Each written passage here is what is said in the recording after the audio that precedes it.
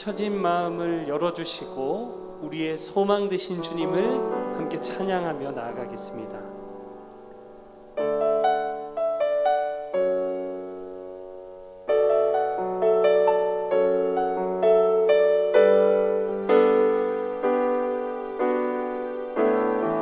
닫혀진 마음에 주님의 사랑은 빛이 되어 만져주시고 절망의 땅에도 주님의 사랑은 그의 나라 보게 하시네. 지나간 날보다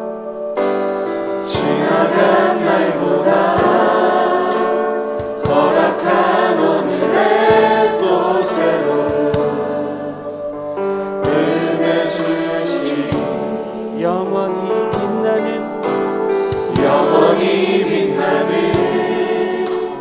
그 사랑 안에서 나의 삶은 완성되어 가네. 소망 없는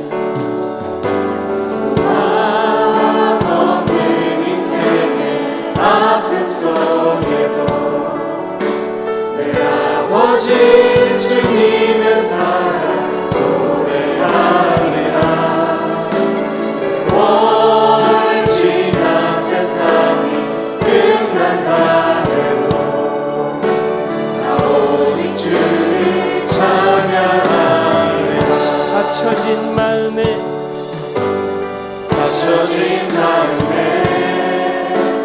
주님의 사랑이 빛이 되어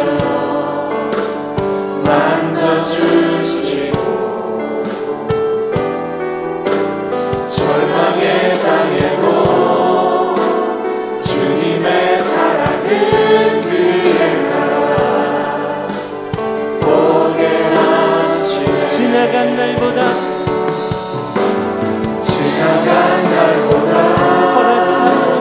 허락한 오늘에도 새로운 은혜 주시 영원한 빛 되신 주님 영원히 빛나는 그 사랑 안에서 나의 삶은 완성되어 가네. 소망 되신 주님을 찬양합니다.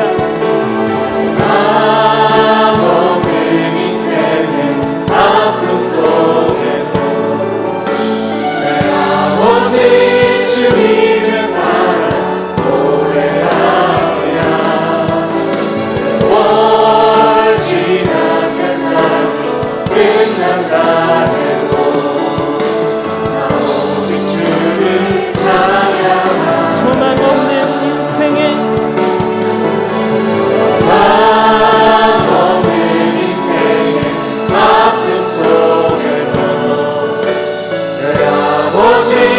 주님의 사랑 노래하리라. 세월 지나 세상이 끝난다 해도 나 오직 주를 찬양하리. 소망 없는 인생에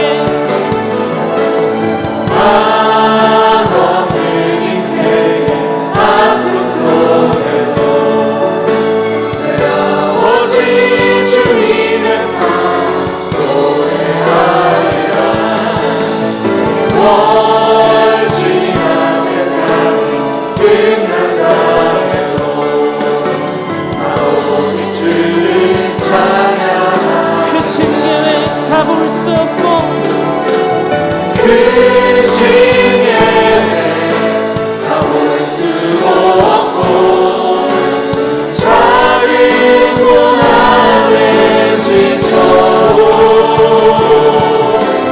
주께 묻기 나의 모든 삶 버티고 견디게 하시네.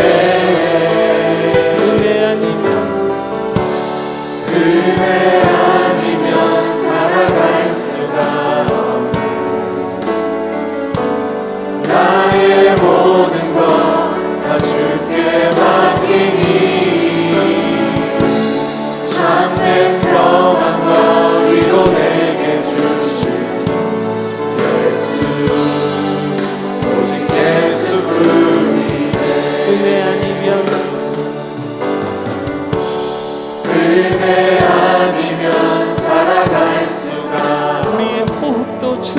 달려 있습니다.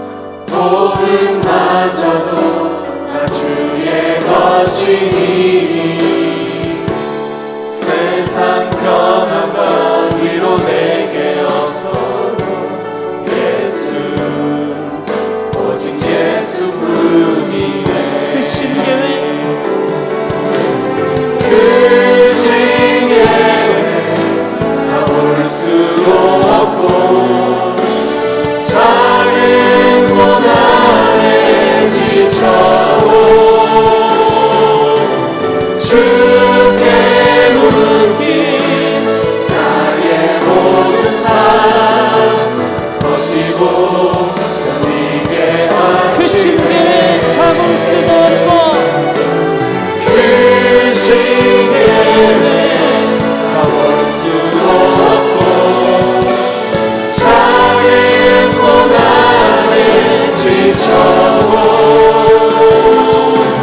주께 묶인 나의 모든 삶 버티고 견디게 그 신계회 하시네. 가볼 수도 없고 그 징계에 다 볼 수도 없고 작은 고난에 지쳐온 주께 묶인 나의 모든 삶 버티고 견디게 하시네. 은혜 아니면 은혜 아니면 살아갈 수가 없네. 나의 모든 것 다 주께 맡기니 참된 평안과 위로 내게 주신 주 예수 오직 예수뿐이네.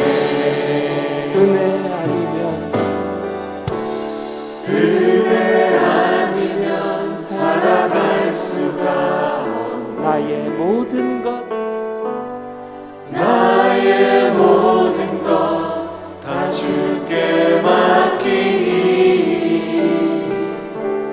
참된 평안과 위로 내게 주신 주 예수 오직 예수뿐이네.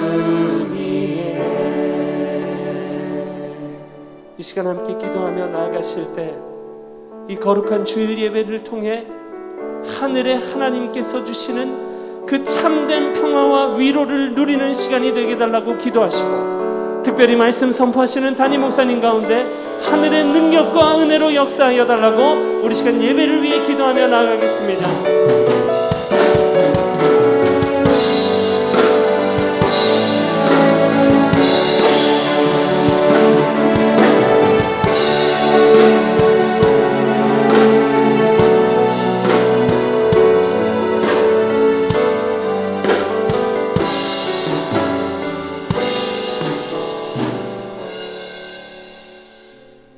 할렐루야. 여러분들을 예수님의 이름으로 환영하며 또 사랑하고 축복합니다. 다 함께 나셔서 갈릴리 호숫가에서 찬양하심으로 하나님 앞에 주일날 예배로 드리시겠습니다.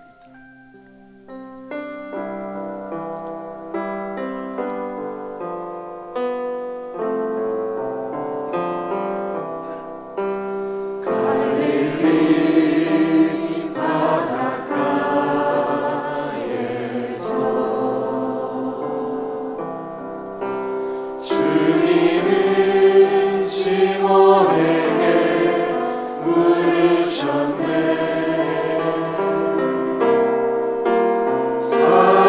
사랑하는 시몬아, 넌 날 사랑하느냐? 오직 당신만이 아십니다. 갈릴리 바닷가에서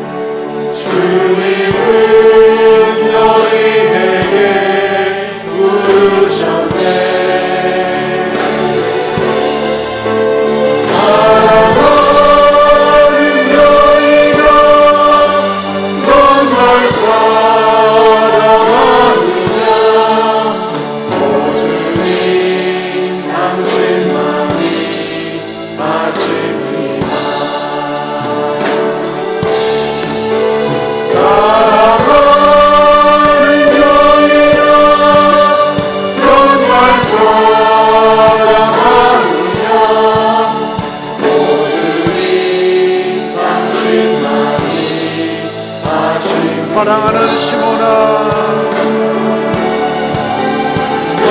사랑하는 시몬아, 넌 날 사랑하느냐. 오주님 당신만이 내가 영원히 사모할 주님, 내가 영원히 사모할 주님,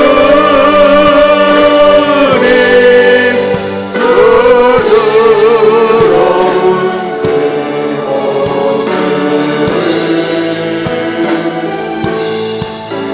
나 외롭고 그 후로 내 구주로서 내가 영원히 사모할 주님,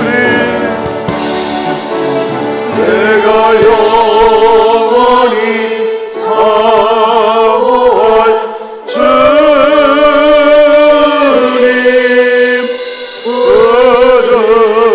부드러운 그 모습을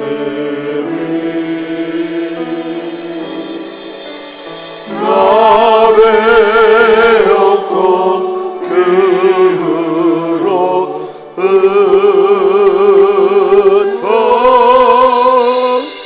내 구주로서 변해.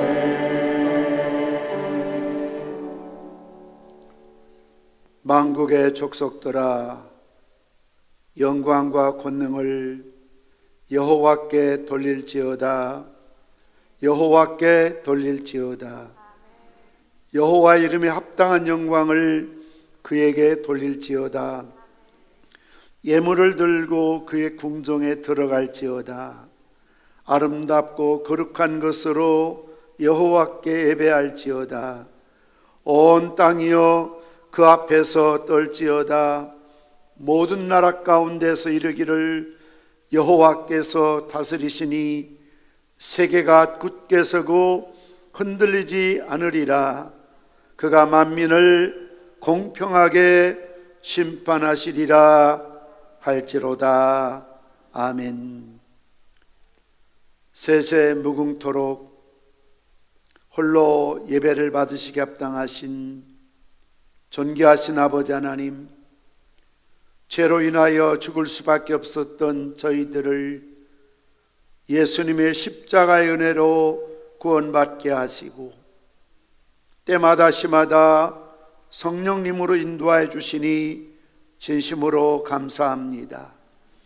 이 시간 하나님을 기뻐하며 예배드릴 때에 우리 마음의 소원을 이루어 주시고 발걸음을 주님께 맡기고 의지할 때에 우리의 기도를 응답하여 주시고 정성을 다하여 찬양 들을 때에 영광 받아 주시기를 원합니다. 사모하는 모든 성도들에게 하나님의 사랑과 은총을 정오의 빛같이 밝게 비추어 주시기를 소원합니다. 예배를 듣고 섬기는 모든 죄의 종들 영역을 갑절로 더하시고 오직 성령으로 충만케 역사하여 주시옵소서. 예수님의 이름으로 기도드리옵나이다. 아멘. 찬송가 84장 찬송하시겠습니다.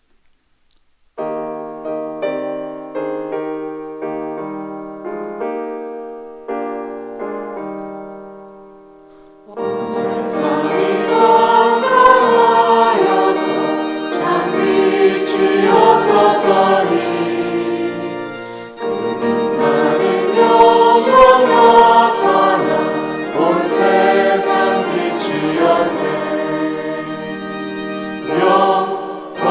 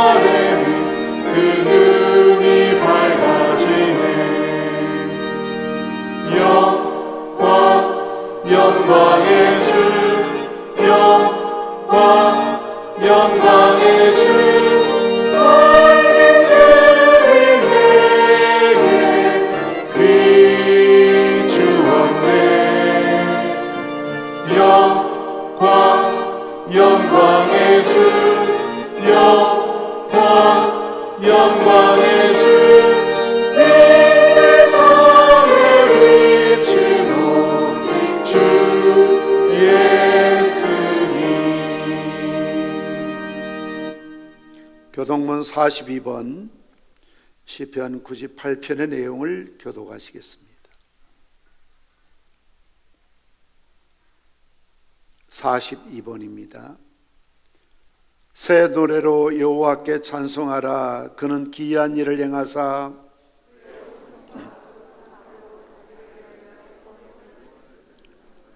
여호와께서 그의 구원을 알게 하시며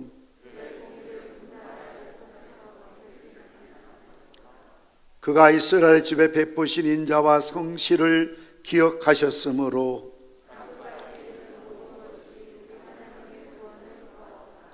온 땅이 여호와께 즐거이 소리칠지어다. 수금으로 여호와를 노래하라. 나팔과 호각 소리로 왕이신 여호와 앞에 즐겁게 소리칠지어다.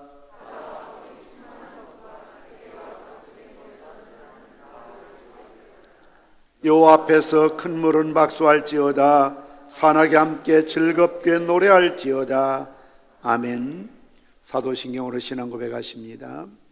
전능하사 천지를 만드신 하나님 아버지를 내가 믿사오며 그 외아들 우리 주 예수 그리스도를 믿사오니 이는 성령으로 잉태하사 동정녀 마리아에게 나시고 본디오 빌라도의 고난을 받으사 십자가에 못 박혀 죽으시고 장사한 지 사흘 만에 죽은 자 가운데서 다시 살아나시며 하늘에 오르사 전능하신 하나님 피난자 계시다가 저로서 산자와 죽은 자를 심판하러 오시리라.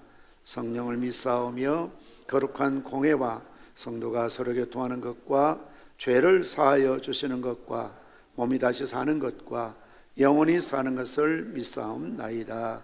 아멘. 자리에 앉으시겠습니다. 하나님 말씀 구약성경 역대하 7장 11절에서 18절 말씀까지를 봉독해 드립니다. 구약성경 664페이지 되겠습니다.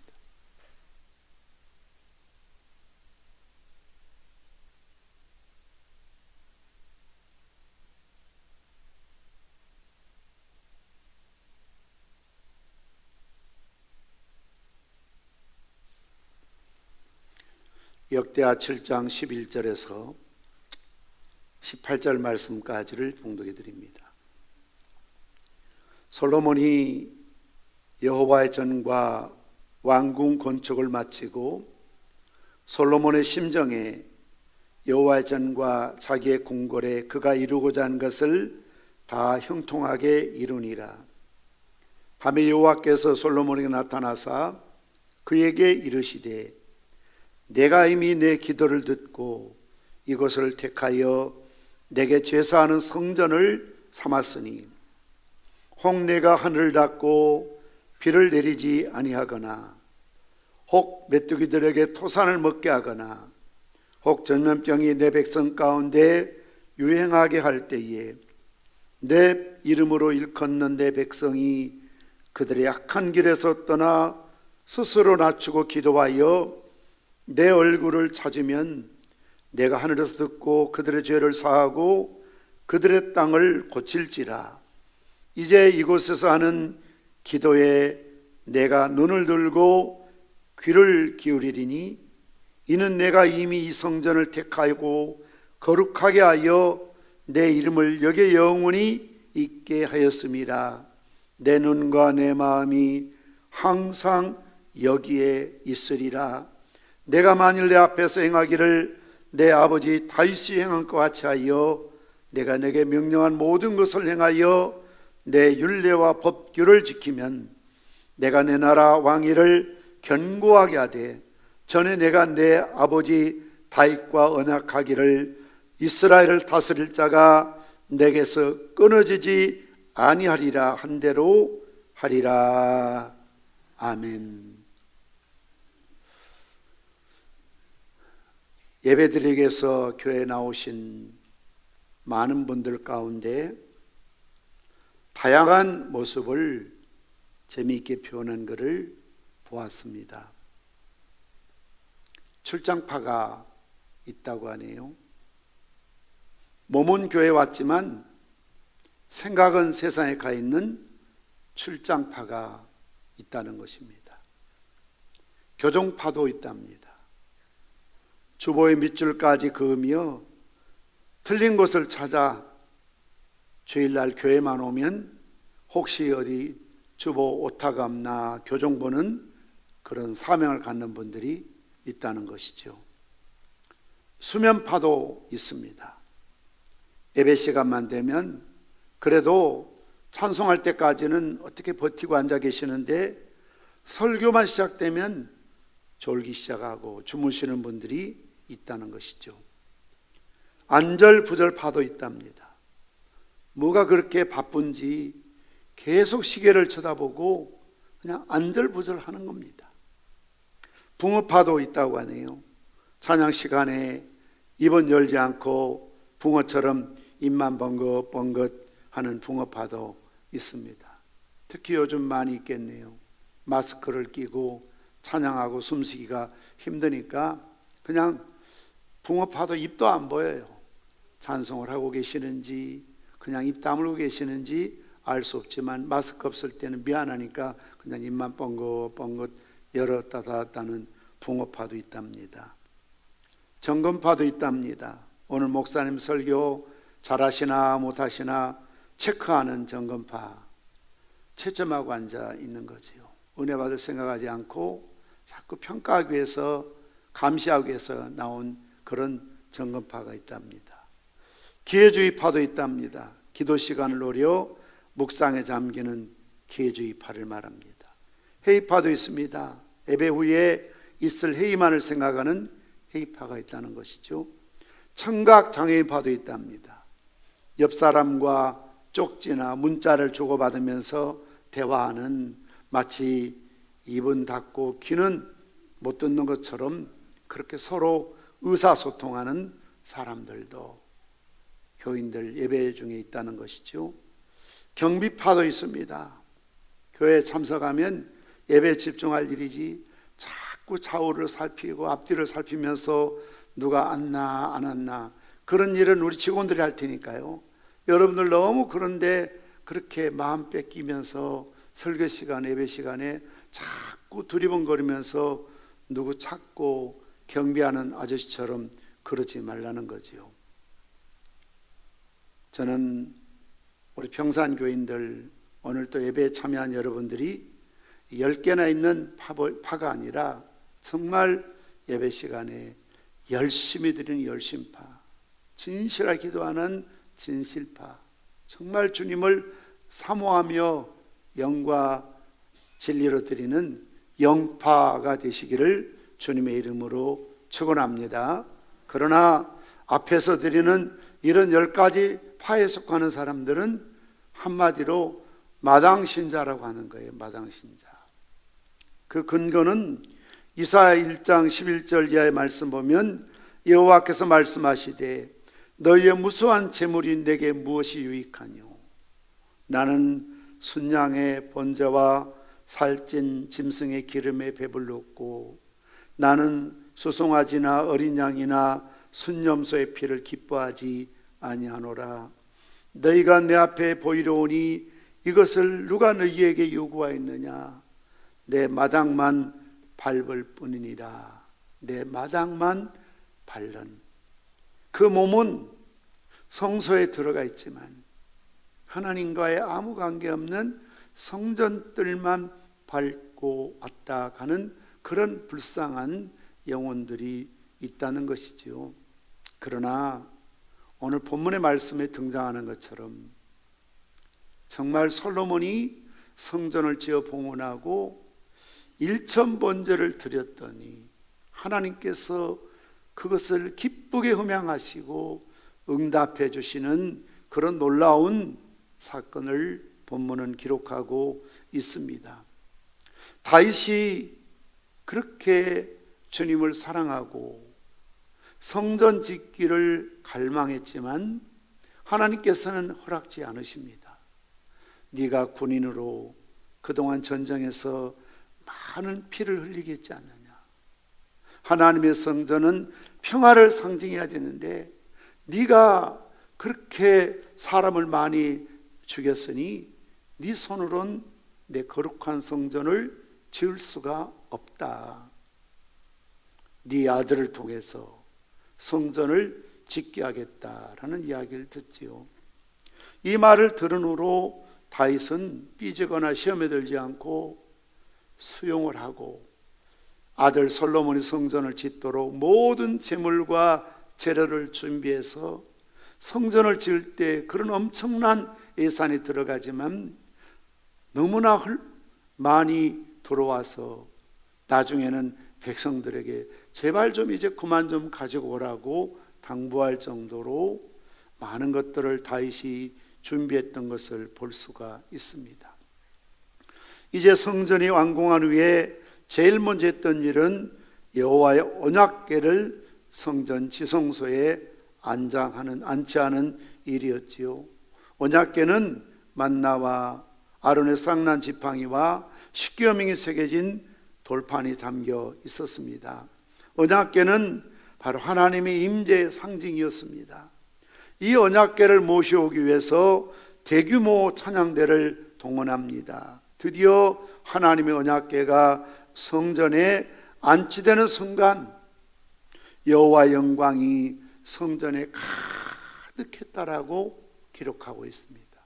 그 영광이 얼마나 가득했던지 제사장들이 감히 얼굴을 들 수 없을 만큼 하나님의 거룩한 임재가 그 자리에 가득했다는 것이죠.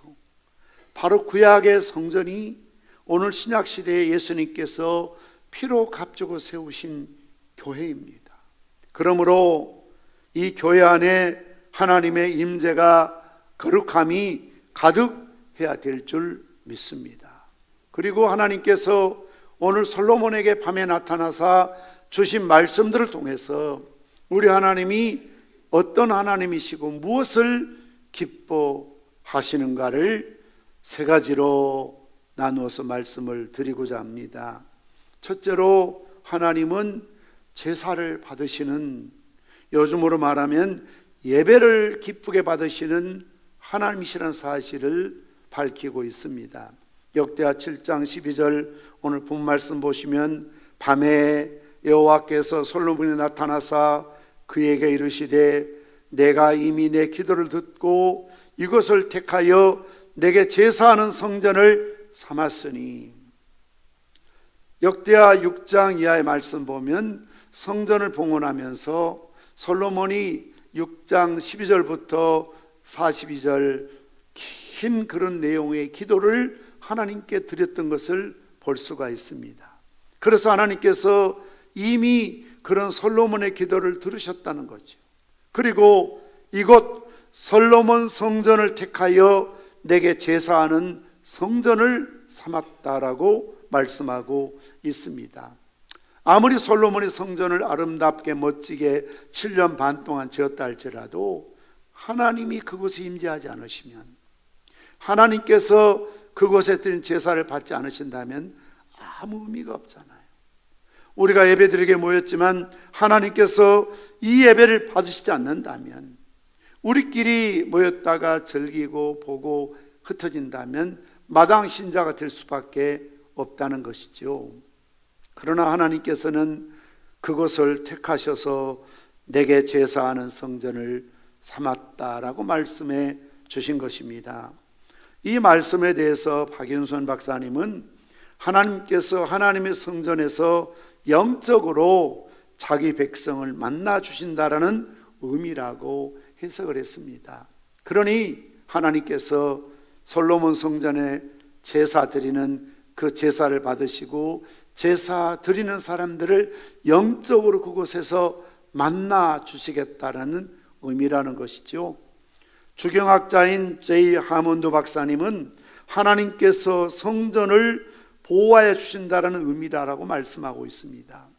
솔로몬이 성전을 지었지만 이곳을 내 전으로 삼겠다는 것은 이제 하나님께서 그곳을 보호해 주겠다, 이 땅의 교회를 하나님께서 보호해 주겠다, 이 땅의 모든 성도들을 하나님께서 보호해 주신다는 그런 의미로 해석을 하고 있습니다.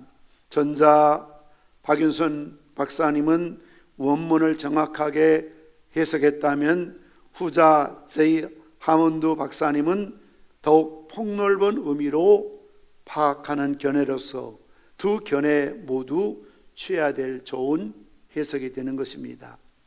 구약의 제사는 인간이 죄를 지은 후 하나님께 나아갈 수 있는 유일한 장소요, 제도요, 방법이죠. 하나님은 영이시고 하나님은 거룩하시기 때문에 죄악된 인간이 하나님께 가까이 갈 수 없습니다. 하나님 만나면 바로 그 자리에서 죽어버립니다. 즉사하는 겁니다. 그래서 하나님께서 이런 인간들이 하나님을 찾아올 수 있는 유일한 제도를 성막, 성전을 만들어 놓으셨죠. 죄를 지으면 내가 피를 쏟아 죽어야 죄값을 치르는 것 아닙니까? 왜냐하면 인간의 생명이 피해 있기 때문에 그렇습니다. 그러나 내 생명이 하나밖에 없기 때문에 내가 죄를 짓고 죽어버리면 끝이 나는 것이지 않습니까? 그래서 하나님께서는 소위 대속 제물, 내 죄를 대신해서 속할 수 있는 제물을 갖고 하나님께 나와서 성전에서 소나 양이나 비둘기의 피를 쏟아 부어서 나를 대신해서 죽게 만들고 내 죄 문제를 해결하고 하나님께 나아가서 하나님 앞에 제사 드릴 수 있었던 것을 보게 됩니다. 그러므로 성전은 인간들이 드리는 제사를 하나님께서 받으시는 곳이고, 제사는 인간과 하나님의 관계 회복을 위한 가장 핵심적인 신앙 고백이었던 것을 보게 됩니다. 오늘날 사회가 모든 사람들이 중병에 걸려 신음하고 죽어가고 있습니다. 하나님을 떠나 사는 죄의 생활에서 돌이켜 회개하고 자비하신 하나님께 돌아와야만 죽은 나라가, 죽은 심령이, 사회가 다시 회복할 수 있습니다. 성전에 나와 나의 죄를 대신하여 죽으신 예수 그리스도의 피공로를 의지하고 영과 진리로 예배를 드려야만 병든 심령, 병든 가정, 교회, 사회와 민족이 고침을 받을 수가 있습니다. 하나님의 자비와 하나님의 은혜를 철저히 구하고 회개하고 겸손히 기도하여 하나님의 얼굴을 구할 때에 하나님은 모든 죄를 사하시고 그 땅을 고쳐주시겠다라고 약속하신 내용이 본문에 기록되고 있는 것입니다. 두 번째로 우리 하나님은 우리의 기도를 들으시고 응답하신 하나님이시다는 것을 분명히 말씀하고 있습니다. 앞에서 말씀드린 것처럼 네가 내게 기도할 때 내가 이미 들었다라고 말씀하시면서 한 가지 또 약속의 말씀을 주시는 것이 오늘 역대하 7장 13절 이하의 말씀입니다.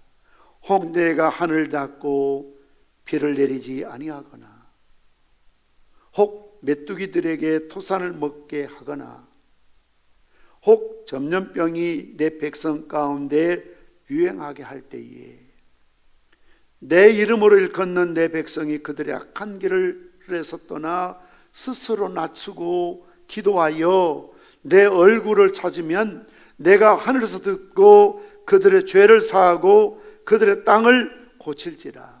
이제 이곳에 사는 기도에 내가 눈을 들고 귀를 기울이시겠다라고 말씀하신 것이죠. 범죄한 아담 이후로 이 세상은 한마디로 재난과 환난의 현장입니다. 그것 때문에 이 세상 모든 사람들이 예기치 않는 천재지변과 사건, 사고에 노출되어 있는 것입니다. 이것은 어제 오늘의 일이 아니라 아담이 범죄한 이후로 아브라함 때에도 이삭 때에도 야곱 때에도 요셉 때에도 이런 환난과 역경이 있었고요. 오늘날 우리가 사는 이 현장에도 바로 이런 재난이 있고 전염병이 있고 환난이 있다는 것이죠. 이 문제를 해결할 수 있는 길이 누굽니까? 물론 백신이 나오고 치료제가 나오면 해결됩니까? 코로나19가 잠식되면 그것으로 또 끝납니까? 역사 속에서 얼마나 많은 무서운 전염병들이 있었습니까? 그러나 과학이, 기술이 따라잡지를 못해요. 이것을 치료하고 예방하면 그보다 더 강한 바이러스 세균들이 또 생겨나기 시작하고요. 그러면 그걸 또 고치고 따라잡으면 또 그보다 더 강력한 바이러스나 세균들이 역사 속에서 얼마나 많이 등장을 했습니까? 우리 어릴 적에는 홍역하고 그리고 장티푸스 이런 질병 때문에 아이들이 죽어나갔습니다. 그동안 사스나 메르스나 에이즈나 이런 또 바이러스로 얼마나 많은 사람들이 집단 감염되어서 죽어나갔습니까? 중세시대에는 흑사병으로 인해서 한 도시가, 한 나라가 절반 이상 죽어나가는 일들이 벌어졌던 것을 보게 되는 것입니다. 그러므로 묵인지대가 없는 것처럼 역사 속에서 어느 시대든 병이 없는 시대가 없고 재난과 천재지변이 없는 그런 시대가 없었습니다. 자, 그렇다면 이런 일을 당할 때에 어떻게 이 문제를 해결할 수 있느냐는 거예요. 뭐 세계적인 일이니까, 나만 당한 일이 아니니까, 뭐 어느 때나 누구에게나 일어난 일이니까 시간이 약이겠지, 세월이 지나면 끝나겠지, 그게 아니라는 거죠. 오늘 하나님께서는 솔로몬에게 만약 하늘에 비를 내리지 않아서 모든 식물들이 타들어갈 때, 만약 메뚜기들이나 이런 해충들이 나타나서 지어놓은 농사들을 그냥 싸그리 다 망가뜨릴 때에, 만약 전염병이 돌아서 사람이든 소든 돼지든 닭이든 오리든 이런 짐승들이 떼죽음을 당해서 나아갈 때, 이런 유행이 생길 때에 어떻게 하라는 겁니까? 내 이름을 일컫는 내 백성이, 세상 사람들은 세상 방법을 강구하고 원인을 규명할지 모르지만, 그러나 이런 현상이 있을 때 내 이름으로 일컫는 나의 백성이 예수 믿는 사람, 기도하는 사람, 성경을 제대로 읽고 아는 사람이라면, 아, 이것은 하나님의 징계이구나, 이 문제를 하나님께 갖고 와서 풀 수밖에 없겠구나, 그래서 악한 길에서 떠나라. 항상 어떤 결과는 원인이 있지 않습니까? 물론 세상 과학자들은, 의학자들은 이런 원인을 인간이 지구를 파괴했기 때문에, 때로는 자연을 파괴했기 때문에, 때로는 알 수 없는 어떤 그런 참 원인 때문에 이런 바이러스나 세균이나 전염병이나 또는 재앙이나 어떤 지구촌에 이런 어떤 너무 때로는 비가 많이 오고 눈이 많이 오고 가물기도 하고 홍수가 쏟아지기도 하고 올해처럼 이렇게 많은 태풍이 불어와서 농작물들이 다 떨어지고 어려움을 당한다, 이것을 주범은 인간이다, 자연을 파괴했기 때문에 이런 결과를 가져온 것 아니냐, 이렇게 평가할지 모르지만, 그러나 하나님을 알고 성경을 알고 기도하는 사람이라면, 아, 인간이 하나님 앞에 저지른 죄 때문에, 허물 때문에 이런 시련이 오고 있구나, 원인을 정확하게 알고 내 백성이 그들의 악한 길에서 떠나 스스로 겸비하고 낮추고 기도하라는 것이, 내 얼굴을 찾으면 하나님이 하늘에서 들으시고 그들의 모든 죄를 사하시고 그리고 고쳐 주시겠다라고 약속하신 것이죠. 이제 이곳에서, 이 솔로몬 성전에서 너희들이 내게 그렇게 부르짖고 기도하면 내 눈을 가지고 그들을 보고 내 귀를 가지고 그들의 기도 소리를 들으시겠다라고.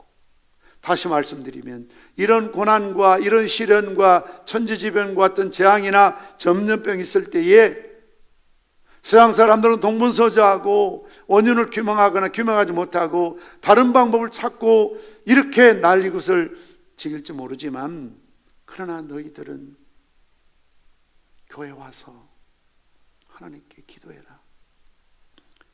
오늘날 많은 슬로건이 뭔 줄 아세요? 모이면 죽고 흩어져야 산다라고 하잖아요. 그래서 막 흩어져야 된대잖아요. 못 모이게 하잖아요. 예배도 못 드리게 하잖아요. 그러나 우리가 철저한 방역을 위해서 그런 원리도 따라서 정말 조심해야 되지만 그것이 문제를 해결할 수 있는 길은 아니라는 것이죠. 모이기를 피하는 자들의 어떤 습관이 되어서는 안 된다는 거죠. 하나님 우리에게 뭘 명령합니까? 너희들이 그럴 때일수록 하나님 앞에 모이라는 거예요. 그리고 하나님 앞에 기도하라는 겁니다. 기도해라. 아브라함도 이삭도 야곱도 요셉도 많은 시련을 이겨냈던 그 시대에 어려움이 있을 때에 교회들이 하나님 앞에 부르짖고 기도해서 전쟁으로부터 재앙으로부터 질병으로부터 시련과 환난으로 벗어나는 유일한 비결이 무엇입니까? 기도였다는 사실입니다. 여러분, 기도요. 이 나라 이 민족 회복도 기도 회복에서 시작될 수 있다는 것입니다. 기도하여 내 얼굴을 찾으면 내가 하늘에서 듣고 죄를 사하고 죄 문제가 해결돼야 땅이 고쳐지는 거예요. 세상 일반적인 사람은 거꾸로 이야기해요. 여러분 전도해 보십시오. 사업 잘 되면 교회 가겠습니다. 건강 회복되면 교회 가겠습니다. 자녀 문제 해결되면 교회 가겠습니다. 다 좋아지면 교회 가겠습니다. 그리고 점점이 없어지면 그때 가서 예배 드릴게요. 이게 세상의 논리예요. 그래서 그러잖아요. 누가 못 모이게 하라 하나. 이런 질병이 있을 때까지 좀 절제하고 참으라는 거지. 이게 그들의 논리예요. 누가 교회 못 가게 합니까? 나중에 교회 가서 예배 드리세요. 그러나 지금은 가지 마세요. 애들도 교회 보내지 말고, 직장인도 교회 가지 말고, 지역에 있는 사람들도 교회 모이지 마라. 모이면 죽는다. 이렇게 말하잖아요. 그래서 성경 뭐라고 말합니까? 그렇게 해결되는 것이 아니라 그들의 악한 길에서 떠나라는 겁니다. 회개하라는 겁니다. 그리고 너희들이 이 성전에 모여서 하나님 앞에 정말 마음을 낮추고 겸비하여 하나님 앞에 기도해야 산다는 거지. 그래서 역대하 7장 14절 말씀 우리 함께 읽겠습니다. 시작. 내 이름으로 일컫는 내 백성이 그들의 악한 길에서 떠나 스스로 낮추고 기도하여 내 얼굴을 찾으면 내가 하늘에서 듣고 그들의 죄를 사하고 그들의 땅을 고칠지라. 땅이 어떻게 고쳐집니까? 저절로 고쳐지는 게 아닙니다. 시간이 지나면 고쳐지는 게 아닙니다. 하나의 백신 치료제로 끝나는 게 아닙니다. 또 다른 변이 바이러스가 또 반드시 생겨납니다. 따라잡을 수가 없다는 거예요. 그러나 이럴 때에 하나님의 백성들이 악한 길에서 떠나라는 거죠. 오늘 말씀 보면 내 이름으로 일컫는 내 백성이라 말하고 있습니다. 이름은 그 사람의 실체요, 인격이요, 전 존재 아닙니까? 그래서 이름 석자를 우리가 부르면 그 사람이 어떤 인격인지, 어떤 존재인지, 어떤 실체인지 금방 알 수가 있습니다. 내 이름이란 하나님의 전 존재를 의미합니다. 내 얼굴이란 하나님의 인격 가운데 자비로우신 속성을 지칭할 때 여호와의 얼굴, 하나님의 얼굴이라고 말하지요. 그러면서 그들의 땅을 고칠지라. 이 말을, 이 땅이라는 것은 물론 문자적으로 경작지나 흙이라는 뜻을 포함합니다만 땅에 살고 있는 모든 사람, 심지어 가축, 식물 다 땅에 살지 않습니까? 사람만 땅에 삽니까? 동물들도요. 곤충들도요, 식물들도요, 땅에 뿌리 두고 살 수가 있습니다.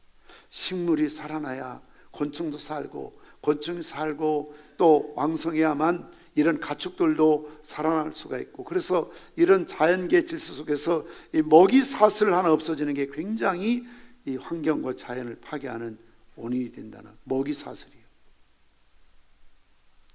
지금 강원도의 화천 지역에 소위 아프리카 열사병으로 돼지들이 떼죽음을 당하죠. 근데 그 원인을 규명했더니 야생 멧돼지랍니다. 이 멧돼지들은 북한도 가고 남한도 가고 경계 없이 돌아다니는데 이 야생 멧돼지들이 갖고 있는 균이 일반 돼지에게 감염된다는 거죠. 그래서 엽사들이 이제 멧돼지를 사냥하는 겁니다. 여러분, 옛날 같으면 이런 야생 멧돼지, 호랑이가 있으면, 사자가 있으면, 하이에나나 이런 것들이 있으면 다 잡아먹으면 적절하게 수가 균형이 이루어지는데, 지금 산속에 멧돼지를 잡아먹을 짐승이 없잖아요. 너무 짐승이 많아지니까 농사하며 심지어 그들에게 있는 이런 균들이 일반 돼지며 소에게 막 감염되는 겁니다. 먹이사슬이 없어지는 거죠. 이 땅을 고치기 위해서는 우리의 경작지뿐만 아니라 사람들뿐만 아니라 이런 식물이며 동물이며 이런 모든 것들을 회복하기 위해서는 전제 조건이 너희들이 그 악한 길에서 떠나라는 거예요. 불신앙적인 태도에서 벗어나라는 거예요. 저는 가끔 이런 생각이 듭니다. 이런 이야기들도요, 당연한 이야기요, 성경적인 이야기지만 오늘날 심지어 교회 안에서조차도 이런 설교하면 우리 목사가 너무나 무지하다, 신비주의적이다, 또는 합리적이지 못하다, 이성적이지 않다, 이런 말이에요. 하나님은 아무 능력이 없으신 분인가요? 하나님은 바이러스도 무서워하시나요? 하나님이? 성령 하나님이 바이러스 코로나19 앞에 부들부들 떨고 두려워하신 분인가요? 왜 우리 기독교인들이 하나님의 능력을 이렇게 지금 제한해버렸는지 모르겠어요. 지켜야 될 건 물론 조심히 지켜야 돼요. 그러나 우리가 예를 들어 정부에서 예배를 규제할 수 있습니까? 드려라 마라, 모이라 마라. 권고사항이라 하죠. 협조를 부탁해야죠. 우리도 협력해야 되고요. 그러면 예배 문제가 아니라 앞으로 교회 나가는 사람 벌금 내리겠다 하면 교회 안 나오실 겁니까? 예수 믿는 사람은 재산을 몰수하겠다, 초대교회처럼 뭐 공민권을 발탈하겠다, 공무원들은 뭐 시험도 못 치게 하겠다, 그렇게 법으로 규정하면 여러분 예수님 떠나고 교회 떠나실 건가요? 어디까지 양보하고 어디까지 여러분들이 포기하시겠습니까? 우리는 무교주의자들이 아니에요. 아셔야 돼요. 무교주의자들은 뭘 말합니까? 교회 필요 없다는 거예요. 집에서 성경 읽고 집에서 찬송하고 집에서 기도하면 되지 교회 필요 없다. 그들은 말하기를 크리스찬이라고 그래요. 어찌무라 간조 같은 사람, 무교주의자들이에요. 함석헌 같은 사람 무교주의자들이에요. 그들은 교회 안 다녀요. 그러면서 그들은 크리스찬이라고 그래요. 그들은 성경 읽는데요, 하나님 믿는데요, 집에서 기도한대요. 교회 필요 없대요. 그러나 여러분, 주님께서는 피로 값주시고 교회를 세우셨잖아요. 내 교회를 세우리니 음부의 권세가 이기지 못하리라. 물론 여기서 신학적인 논쟁은 교회는 건물이냐, 건물 아니에요. 예배당이에요. 에클레시아 교회는 믿는 성도들의 모임이에요. 한 사람이 크리스찬이 아니라는 이유가 바로 그거예요. 두세 사람이 내 이름으로 모인 그곳이 바로 교회고 주님이 함께 하시겠다는 겁니다. 솔로몬 성전의 그런 웅장함 속에 오늘 이 말씀은 문자적으로 해석했기 때문에 이스라엘 사람들은 그렇게 나쁜 죄를 지어도 성전은 안 망할 줄 알았어요. 그게 아니에요. 이가봇 하나님 영광이 떠나면 성전도 무너지고 망할 수밖에 없는 거예요. 그러나 예수 믿는 사람들이 이런 모임 예배를 결코 소홀히 할 수가 없죠. 그게 교회고 그게 성전이니까. 그래서 하나님 앞에 이런 징계를 받을 때에 그들의 죄악을 깨닫고 겸손히 자신을 낮추고 기도할 때에 하나님께서 그 기도를 들어주시고 그 죄를 사하시고 그 땅을 고치시겠다는 거죠. 죄 문제를 해결하지 않고는, 이것은 세상의 논리나 언론이나 정치나 어떤 학자들이 말할 수 있는 게 아니에요. 죄 문제가 해결되지 않고는 전염병도 모든 재앙도 해결되지 않습니다. 여러분, 그것은 제 이야기가 아니고요, 제 신학이 아니고요, 오늘 성경의 이야기고 하나님의 말씀이죠. 그들이 악에서 떠나 스스로 겸손하게 낮추고 하나님 기도하면, 회개하면 하나님께서 하늘에서 그 기도 들으시고 그 죄를 용서하여 주실 때에 그 땅이 고쳐진다는 사실을 믿으시기를 바랍니다. 우리는 현실만 바라보고 원인규명을 잘못하고 아예 안 하려고 하죠. 이 문제만 자꾸 해결되게, 예를 들어 하나님 코로나 종식 속히 되게 하세요. 물론 맞아요. 속히 종식돼야 되죠. 그러나 하나님 말해요. 그 원인이 어디 있다고 생각하느냐? 그 이유가 어디 있다고 생각하느냐? 모든 사람들이 다 내 죄는 아니니까, 내 책임 아니니까 그렇게 특정할 수는 없어요.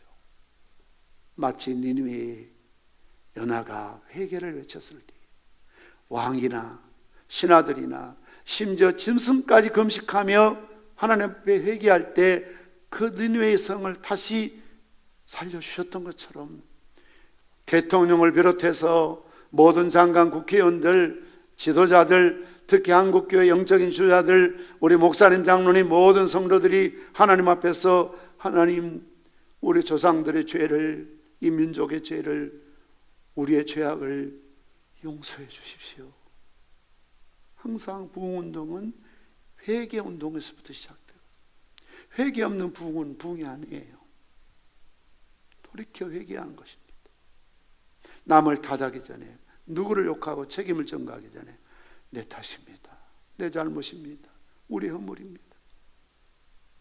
저는 개인적으로 자조적인 말로 그런 생각까지 든 적이 있어요. 하나님이 얼마나 우리 조국교회, 한국교회, 여기 서 있는 목사와 장로를 비롯해서 성도들이 의인 10사람처럼 살지 못했기 때문에 이사야 1장 11절 나와 있는 것처럼 무수한 재물이 나와 무슨 상관이 있느냐? 내가 그것을 너희들에게 요구했느냐? 무수한 예배가 나와 무슨 상관이 있느냐? 그래서 하나님 예배를 막으시는 거예요. 하나님 우리가 드린 예배 싫으세요? 그래서 못 드리게 하시는 거예요? 그래서 하나님 못 모이게 하시는 겁니까?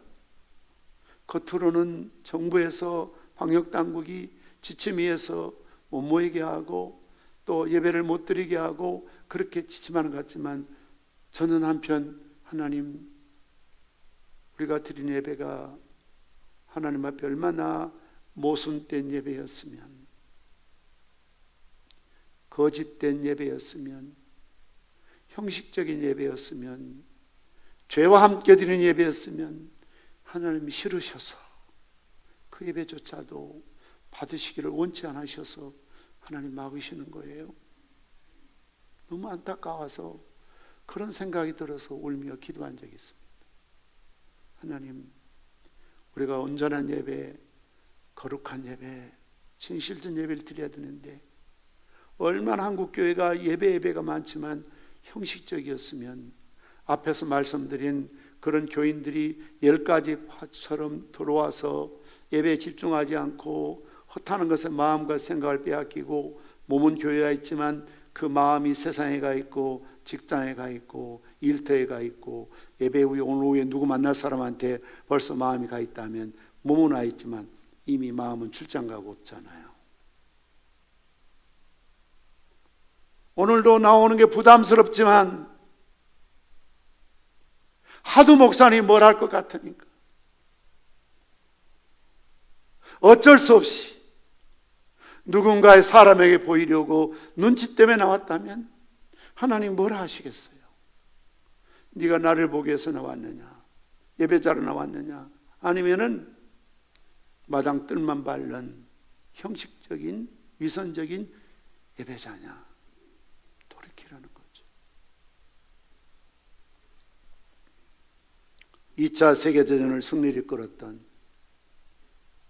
영웅이며 미국의 34대 대통령을 지낸 아이젠하워가 자신의 통치 기간이 쉽지 않는 것임을 깨닫고 하나님을 의지하기를 결단하고 취임식에서 인용한 말씀이 오늘 본문 역대하 7장 14절 말씀입니다. 그분은 이 말씀에 손을 얹고 대통령 취임식하며 서약을 선서했습니다. 내 이름으로 일컫는 내 백성이 그들의 악한 길에서 떠나 스스로 낮추고 기도하여 내 얼굴을 구하면 내가 하늘에서 듣고 그들의 죄를 사하고 그들의 땅을 고칠지라. 국정의 대수사를 막론하고 어려움이 있을 때마다 이 구절을 선포하고 강요들에게 기도할 것을 부탁하고 때로는 온 백성들에게 우리 하나님 앞에 죄악을 떠나 겸손하게 기도하자고 그들에게 기도를 촉구했던 대통령이었죠. 저는 이런 좀 대통령이 됐으면 좋겠어요. 참 부끄럽지만 장로님이라고 대통령이 되었다고 해서 제대로 신앙적인 태도가 없어요. 삶이 없어요. 그러니 만열의 소금처럼 욕 듣는 거죠. 장로님 가운데 국회의원이 있고 시장이 있고 시의원 도의원들이 있고 안수집사들 나름대로 크리스찬이라고 하지만 왜 성경적인 가치관을 갖지 못하는 겁니까?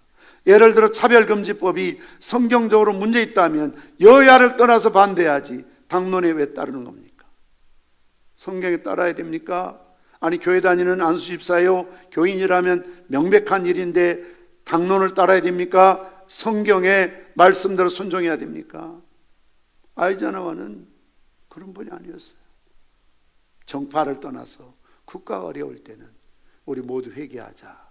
대통령부터 무릎 꿇고 백악관 기도실에 들어가서 기도했습니다. 강요들에게 기도를 부탁했습니다. 심지어 백성들에게 국가적인 어려움이 있으면 기도해달라고 부탁했던 그런 분이시죠. 회개해야 됩니다. 마가요한의 다락방에 강력한 성령이 임하시고 베드로의 설교를 들은 3,000명 5,000명이 그 베드로의 설교를 듣고 마음에 찔림을 받잖아요. 그래서 그들의 반응은 뭡니까? 우리가 어찌할꼬 하는 겁니다. 가슴을 치며 우리가 어찌할꼬. 얼굴이 화끈화끈거렸다는 겁니다. 가슴에 불 붙는 것 같아서 견딜 수가 없었다는 겁니다. 그래서 우리가 어찌할꼬 그렇게 이야기했을 때 베드로가 너희가 회개하고, 오늘 한국 강단에 사라지는 게 회개 촉구입니다. 교인들이 제일 듣기 싫어하는 게 회개하라는 설교랍니다. 마귀의 전략에 속아 넘어가는 겁니다. 회개를 말하면 너나 잘하는 반응을 보입니다. 누구를 탓합니다. 난 아무 문제 없다는 겁니다. 너무 교회 안에 바리새인처럼 의인만 많이 있어요. 겸손하게 기도했던 세리가 없어요. 회개하고 예수 그리스도 이름으로 세례를 받으면 성령을 선물로 받으려 말씀하셨습니다. 반드시 회개가 있어야 성령이 강력하게 임하십니다. 왜 우리가 기도해도 능력이 없습니까? 왜 기도해도 응답이 없습니까? 성령께서 함께 하시지 않고 역사하시지 않기 때문에. 어느 때 성령이 임하십니까? 우리 죄를 토설할 때에, 내 죄를 주님 앞에 내어놓고 진실된 마음으로 회개할 때에. 모든 기독교 역사 속의 부흥운동은 회개운동입니다. 반드시 회개할 때 반드시 성령의 역사가 나타났던 것을 볼 수가 있습니다. 회개하지 않으면 성령께서 역사하시질 않아요. 그래서 돌이켜 악에서 떠나며 회개하며 기도할 때 하나님 그 기도 들으시고 그 죄를 사할 때 그 땅이 치유되고 회복될 줄 믿으시기를 바랍니다. 마지막 세 번째는 오늘 16절 말씀입니다. 우리 같이 한번 읽겠습니다. 이는 내가 이미 성전을 택하고 거룩하게 하여 내 이름을 여기 영원히 있게 하였습니다. 내 눈과 내 마음이 항상 여기 있으리라. 얼마나 정말 은혜로우신 말씀인지 모릅니다. 하나님의 마음이, 하나님의 눈이 어디 있습니까?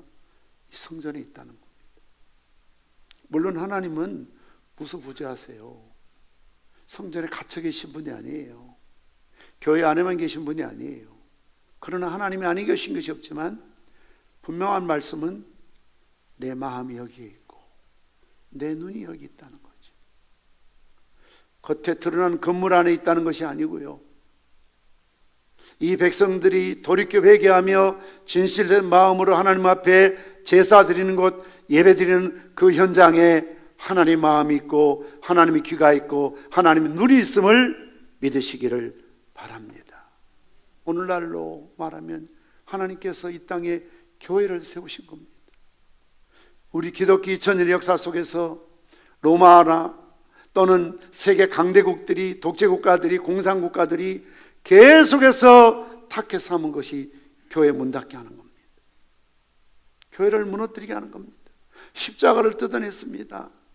예배당에 불을 질렀습니다. 못 모이게 했습니다. 성경도 못 읽고 갖지 못하도록 그렇게 방해했습니다.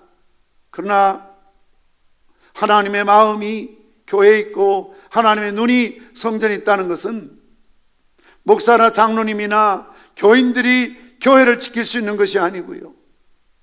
하나님의 스스로의 힘과 능력에 의해서 그의 몸된 교회를 주님 오신 그날까지 피로 값주고 세우신 교회를 음부의 권세가 이기지 못하도록 우리 하나님, 우리 주님이 끝까지 보존하시고 지켜주실 줄 믿습니다. 평상의 목사가, 우리 장로님이, 권사님들이, 안수집사님들이 이 교회 지킬 수 있는 게 아니에요. 내 교회를 내가 세우리니 음부의 권세가 이기지 못하리라. 하나님의 마음이 교회 안에 있고 하나님의 교회에 있다는 것은 그 모이는 성도들을 하나님께서 끝까지 보존하시고 지켜주시겠다는 약속의 말씀이지요. 비록 우리가 세상에 살아가면서 환난이나 슬픔이나 고독이나 외로움이나 탄식으로 산다 할지라도 마치 영적인 도피성과 같은 교회에 들어와서 위로를 받고 힘을 얻고 희망을 얻고 믿음과 소망을 갖고 다시 회복하고 일어서는 것이죠. 화재를 당하거나 재난을 당하거나 어떤 국가적인 큰 어떤 위기가 있으면 요즘 반드시 따라다니는 게 심리상담이더라고요. 인간이 몸만 있는 게 아니라 마음이 있잖아요. 영혼이 있잖아요. 어떤 위기를 당하면 몸만 무너지고 상처당하고 고통을 당하는 것이 아니라 마음이 무너지잖아요.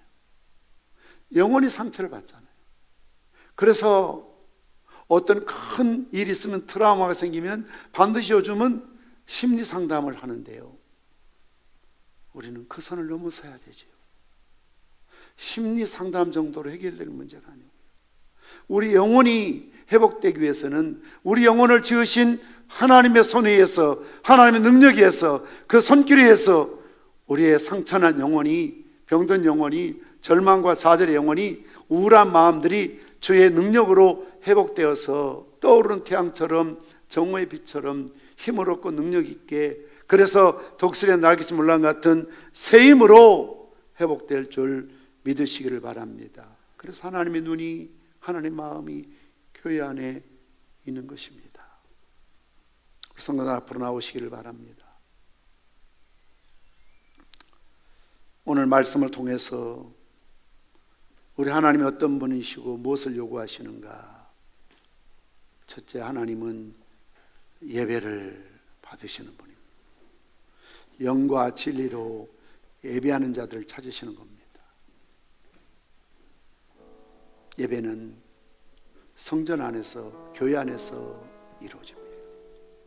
물론 가정에서도 개인적으로 하나님 앞에 예배드릴 수 있지만, 그러나 성전이란, 교회란 부름받은 성도들의 모임이거든요. 에클레시아, 바로 이 자리죠. 하나님 이 자리를 그렇게 기다리고 원하시는 겁니다. 그렇게 기뻐하시는 겁니다.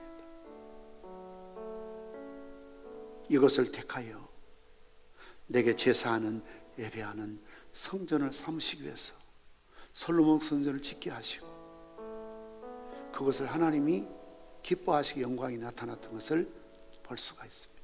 이것을 평상교를 세우시고, 오늘 이런 예배하는 것을 하나님이 너무나 기뻐하셔서 저와 여러분들을 이 자리에 오늘도 불러주신 줄 믿습니다.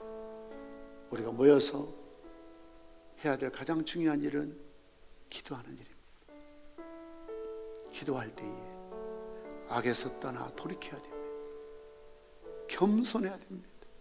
그리고 하나님의 자비와 공의를 구해야 합니다. 하나님, 우리 죄악을 용서해 주십시오. 이 땅을 고쳐 주십시오. 오늘도 하나님의 마음은 교회에 있습니다. 피로 값주고 세우신 이 평산교회, 하나님의 눈이 있고 하나님의 마음이 여기에 있음을 믿습니다. 오늘도 하나님의 눈과 마음은 여러분에게 있습니다. 에클레시아 성도 여러분들을 하나님께서 눈동자가 지키시고 신호하여 기도할 때 들으시고, 여러분의 예배를 하나님께서 받으시기 위해서 하나님의 마음이 여기에 있고 하나님의 눈이 여기에 있고 하나님의 귀가 여기를 향하여 열려 있음을 믿으시기를 바랍니다. 우리는 교회를 사랑해야 됩니다. 교회를 우리가 아끼고 주의 장막이 어찌 그리 사랑스러운지요, 사랑해야 됩니다. 우리 다 함께 나셔서 부흥 찬양하신 후에 오늘 주신 말씀을 가슴에 담고 하나님 앞에 간절히 우리의 마음을 열고 입술을 열어서 부르짖고 기도하는 시간을 갖도록 하시겠습니다.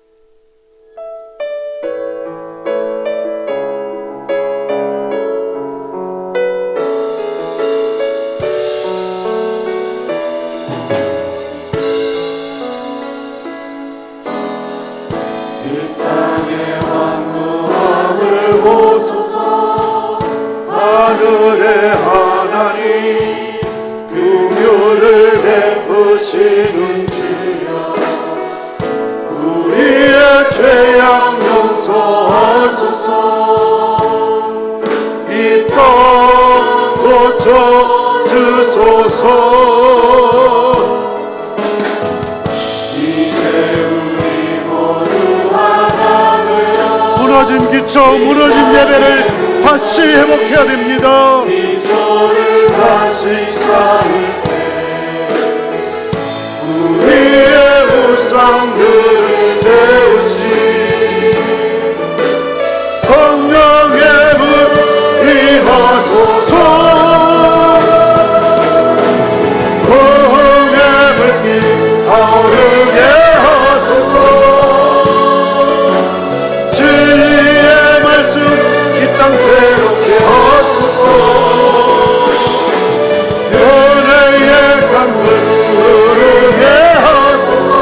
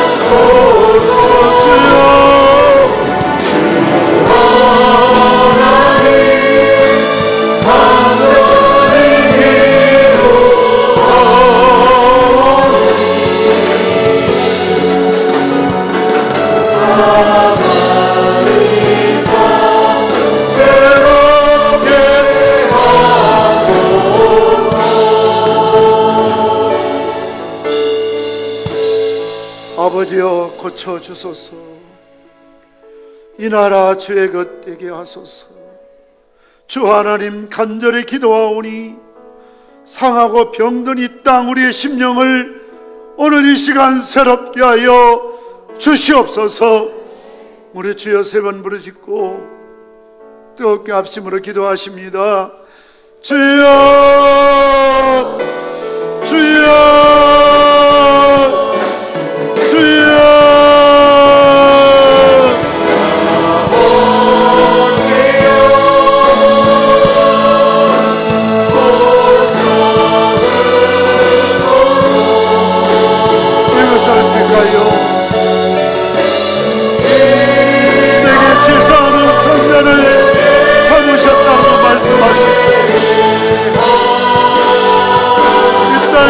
화려한 경물들이 말이죠. 피로 값주고 세우신 교회를 택하셔서 예배하는 처소로 세우셨습니다. 믿는 자들이 모여 하나님을 예배하게 하소서. 하나님 기쁨 받으시는 예배자가 되게 도와주옵소서. 내 이름을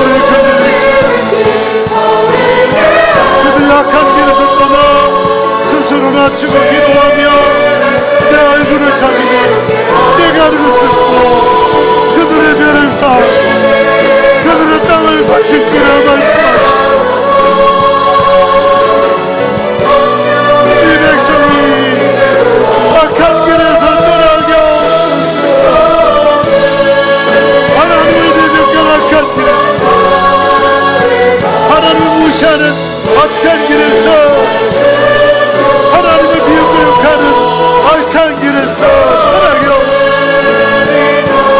인터넷의 모든 악플들이 사라지게 하시고 교회를 그리스도를 비난하는 모든 비난들이 사라지게 하옵소서. 기도하며 찬미하며 예배하며 가슴을 치며 우리가 어찌할 고 돌이켜 회개하게 하시고 하나님 얼굴을 보아주시고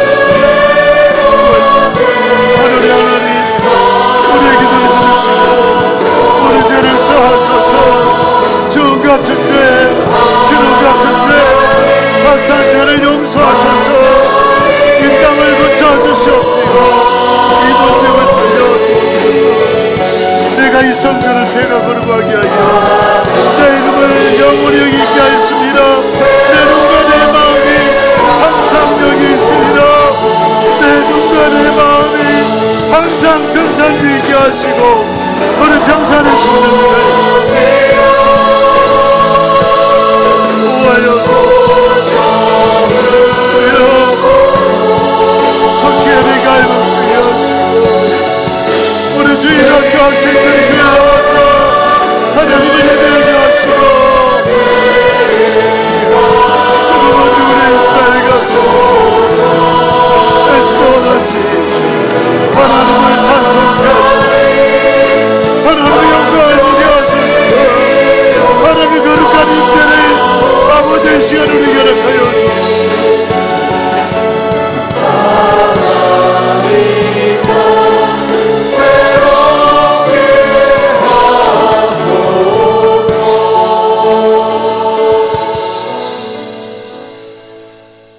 이곳을 택하여 내게 제사하는 성전을 삼으셨다고 말씀하셨던 주님, 이 평산교회를 택하여 하나님께 예배하는 그리스도의 몸된 교회로 삼아 주셨으니 부름받은 성도들이 모여서 하나님을 예배하게 하시고 예배가 회복되며 예배의 성공적인 삶을 살게 도와 주시기를 원합니다.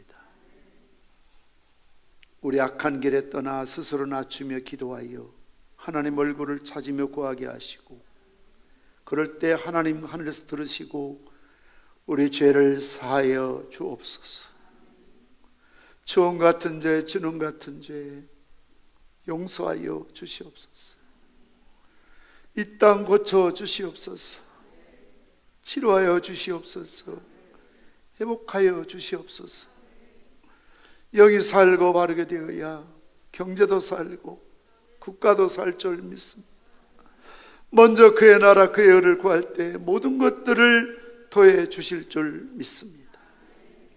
내 눈과 내 마음이 항상 여기 있으라 말씀하셨던 주님, 우리 주님의 눈과 주님의 마음이 항상 이 평산교회에 있을 줄 믿습니다.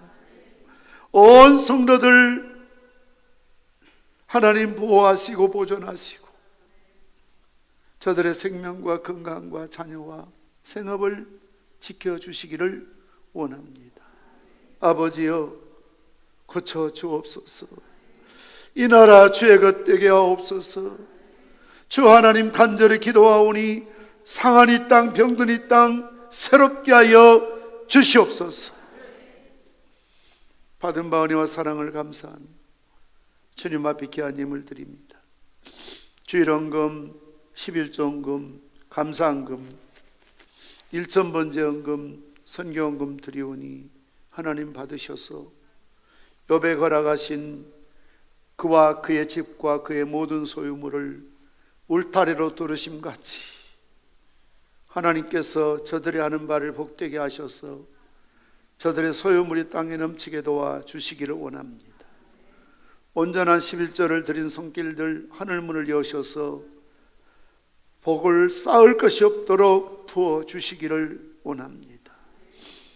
우리의 땅이 아름다워짐으로 믿지 않는 가족들 이방인들이 너희를 복되다라고 말할 수 있도록 축복하여 주시기를 원합니다. 이 물질이 쓰여지는 곳에 하나님의 나라 영광 복음의 열매가 맺혀지게 도와주시옵소서. 예수님의 이름으로 기도드리옵나이다. 아멘. 자리에 앉으시겠습니다.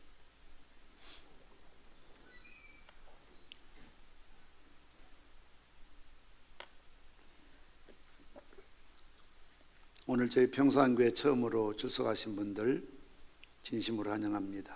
등록하셔서 한 가족으로 예배드리면 감사하겠습니다. 저희 교회는 코로나19 확산 방지를 위해서 방역수칙을 준수하고 오늘까지 현장 예배와 비대면 온라인 예배를 병행하여 주일 교구별로 1, 2, 3부로 나누어 드렸습니다. 이제 다음 주일부터는 주일 낮 예배 1, 2부 예배를 드리고요, 오후 1시에 오후 예배를 드리도록 하겠습니다. 사실 이제 오후 2시에 이렇게 3부 예배를 드리는데 많은 교구가 부담스러워하는 시간이더라고요. 그래서 9시도 안 나오고 11시도 안 나오고 오후 예배도 참석하기 힘들고 저도 힘들어요. 똑같은 설교를 하루 3번씩 하는 게 정말 쉽지 않습니다. 또 우리 선교단 오후 예배 찬양하지만 굉장히 힘들대요. 오후 예배, 3부 예배를 우리가 실시간으로 드리지 못하고 2부 녹화를 해서 이렇게 실시간 보내드리는데 좀 죄송스럽기도 하고요.